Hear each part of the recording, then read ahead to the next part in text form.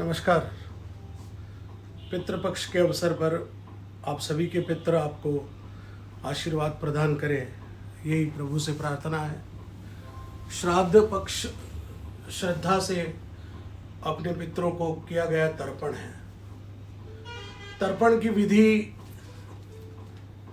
सामान्यतः सभी लोग जो लोग ब्राह्मणों से तर्पण कराते हैं, इसलिए विधि को समझने की आवश्यकता नहीं होती, लेकिन जो लोग स्वयं नियमित 15 दिन तक इस श्राद्ध में तर्पण करते हैं, उनके लिए ये विषय महत्वपूर्ण है। हम कुशा, तिल, जल, दूध, चावल, जौ, ये सब मिलाकर हम तर्पण करते हैं। पूर्व दिशा में बैठकर ब्रह्मा को, देवताओं के सभी के नाम याद नहीं है, तो ब्रह्म तर्पयंताम, जल भरिए, ब्रह्म तर्पयंताम 29 बार। फिर उत्तर दिशा की ओर ऋषियों के लिए तर्पण करने के लिए, ऋषियों के नाम याद नहीं है, नारद, ऐसा भरना अंजलि को, ऐसे छोड़ना है, ऐसा भरना है, ऐसे छोड़ना है। नारद तर्पयंताम, नारद तर्पयंताम 14 बार। उसके बाद दक्षिण दिशा की ओर मुंह करके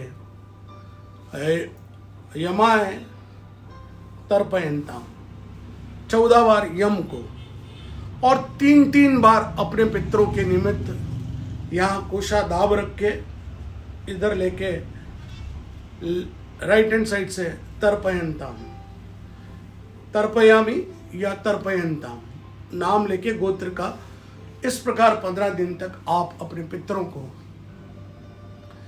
जल दे सकते हैं। ये जल उनको न सिर्फ उनकी संतुष्टि के लिए, वरन आशीर्वाद, आपको भौतिक सुख प्रदान करने के लिए, आपको सारे भोग और ऐश्वर्य प्राप्त करने हो तो इन पितरों का आशीर्वाद लीजिए। ये जो पितृपक्ष है, ये पितृपक्ष कहाँ से प्रारंभ हुआ, कैसे इसकी सारी व्यवस्था चली, इसके बारे में भी बहुत सारे विचार हैं। लेकिन जो महत्वपूर्ण कथा है कि कर्ण ने अपने जीवन में स्वर्ण दान दिया।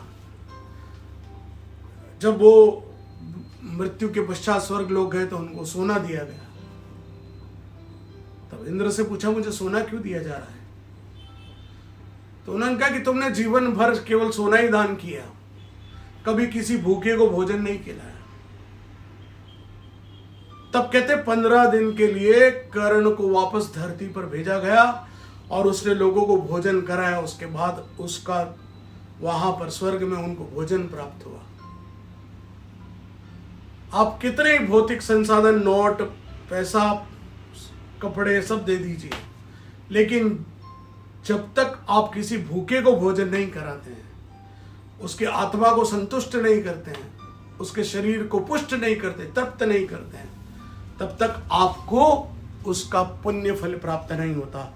इसलिए भोजन कराना, भूखे को भोजन कराना, इससे महत्वपूर्ण कोई कार्य हो नहीं सकता। इसलिए इस अवसर पर पितरों के निमित्त यदि आप भूखों को भोजन कराते हैं तो भी श्राद्ध पूर्ण होता है। दिखावा न करें, बंद मुट्ठी से दिया गया दान फलीभूत होता है। गुड़, शहद, तिल कंडे पे रख के घी के साथ मिलाकर, धृत के साथ मिलाकर स्वधा स्वधा स्वधा 3 धूप भी आपने दे दी तो पितरों का आशीर्वाद मिलेगा। और अग्नि को यदि आप रोज नियमित 15 दिन हवन कर सके, मैं करता हूं पितृपक्ष में। पितृपक्ष में हवन क्यों करना चाहिए? वो भी इसलिए कि पितृपक्ष में हवन करने का एक कारण है कि जब 15 दिन तक लगातार पितृ भोजन करते हैं तो उनको अजीर्ण हो जाता है। तो ब्रह्मा के पास गए कि हमको इतना खा लिया, अजीर्ण हो गया। तो पास में अग्निदेव बैठे थे, उन्होंने कहा कि आप मेरे साथ बैठिए, देवता और पितृ मिलकर हम भोजन करेंगे, अग्नि उसको पचाने का काम करेगी, अजीर्ण नहीं होगा। सबसे पहले इसलिए अग्नि को भोजन देने की व्यवस्था है। सोमाय पितृमहे स्वाहा। अग्नि को यदि आप अपना हवन करते हो, इसको देते हैं,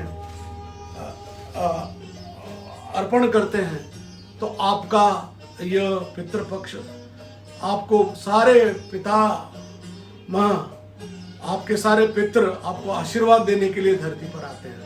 ये 15 दिन में यहीं पर घूमते हैं, वो अपेक्षा लेकर आते हैं कि हमको पानी पिलाएंगे, हमको भोजन कराएंगे।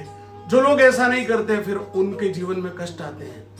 हमारी भारतीय मनीषा ये कहती है, ये अंधविश्वास की बात नहीं है। जब सैटेलाइट सारे हमारी पिक्चर, हमारी आवाज संप्रेषित हो रही है बिना किसी तार के, तो हमारे यहाँ दिया गया पानी वहां कैसे जा रहा है? तो वो किसी न किसी रूप में, इस अग्नि के रूप में स्वाहा जब धुआं बन के ऊपर उठ रहा है, भविष्य उन तक जा रही है, खुशबू जा रही है, पानी जो यहाँ दिया जा रहा है ऊपर जा रहा है। इन्हीं समंदर से पानी ऊपर उठकर जाता है और हमें नीचे वापस मिलता है आशीर्वाद स्वरूप, हमारी झीलें लबालब। तो श्रद्धा है तो श्राद्ध है। यदि श्रद्धा नहीं है तो झूठे श्राद्ध से कोई आशीर्वाद नहीं मिलेगा। पितरों का चित्र लगाइए, उनको चंदन का टीका लगाइए, पुष्प अर्पित करिए, और अंत में जब हवन करते वक्त 3 स्वधा घी मिलाकर खीर की 3 आहुति दीजिए। इतना तो हम कर ही सकते हैं, समय देना पड़ेगा, ये जरूर है।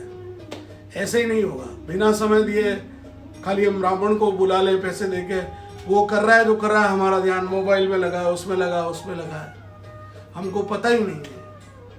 तो मेरा निवेदन है, पितृपक्ष में पितरों को आशीर्वाद प्राप्त करने के लिए मैंने जो एक सामान्य विधि बताई वो करिए। कुछ नहीं तो काले तिल दूध लेकर पीपल के वृक्ष में तर्पयंताम कर दीजिए। एक छोटा गमला लाइए, उसमें पीपल का पेड़ लगाइए, एक लोटा रखिए, उसमें जल भरिए, सुबह उठकर तर्पयंताम